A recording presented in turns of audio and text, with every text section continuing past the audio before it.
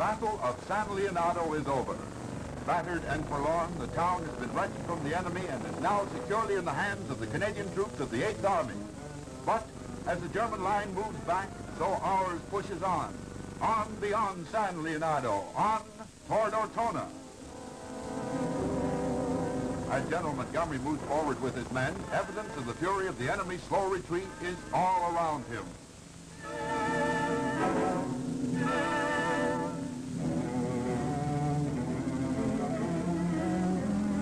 Back go the prisoners, among them men of Kesselring's 1st Parachute Division. And back go our wounded for treatment by the Medical Corps.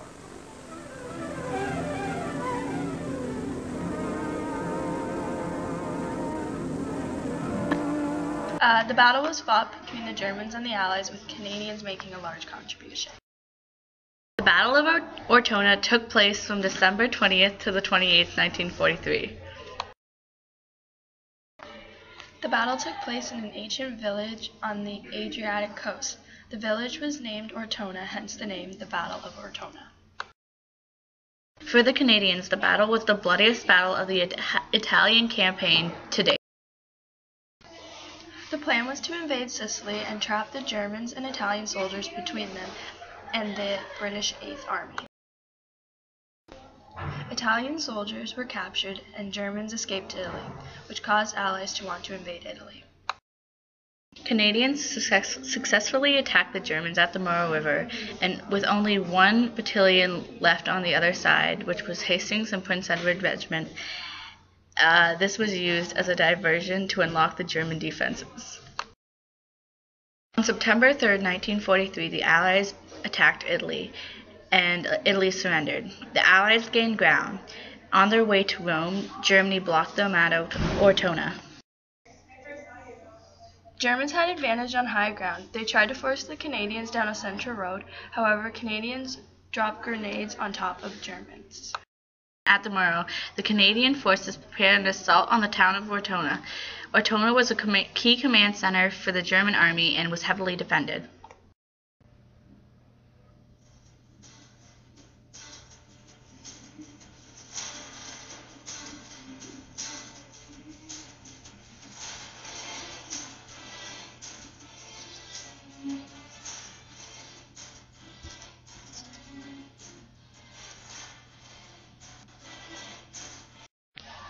The Canadians beat two of the finest German divisions that ever marched in a long fury of fire and death, ending in the appalling week of Ortona. Germans withdrew 3 days after Christmas, and the Battle of Ortona was won by the Allies.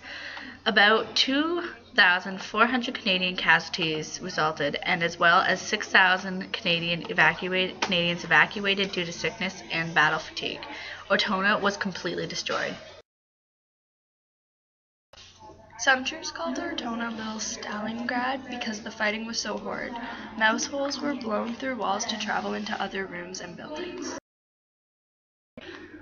The house-cleaning tactics developed by troops during the battle became a manual for urban warfare. The fighting continued over Christmas. The residents of Ortona suffered terribly. They stayed in cellars waiting for the battle to die down. After Ortona was captured, a sign was hung saying, "A West Canadian town." It is the best-known battle fought by the Canadians during World War II and is known as one of Canada's greatest victories. On December 14th, during the war, Captain Paul Triquet organized a defense with only 15 men and 4 tanks. His leadership earned him a Victoria Cross. Of the attack reaches its climax, almost fantastic in its fury. The crashing of the bullets punctuates the thundering tone of the field pieces. Slowly, the Germans are being driven out and back. Blue skies are smeared with the rising fall of destruction. Burning vehicles, oil, the smell of death and cordite everywhere. Shouting and the tumult dies. Ortona is won. In the slipstream of every battle is the return of the refugees to their desolated homes. And as the noise of the battle rolls on across the country to the north, the silent, smoldering ruins bear mute testimony to the ferocity of the battle and the harsh price of victory. a victory with freedom and the rights of freedom.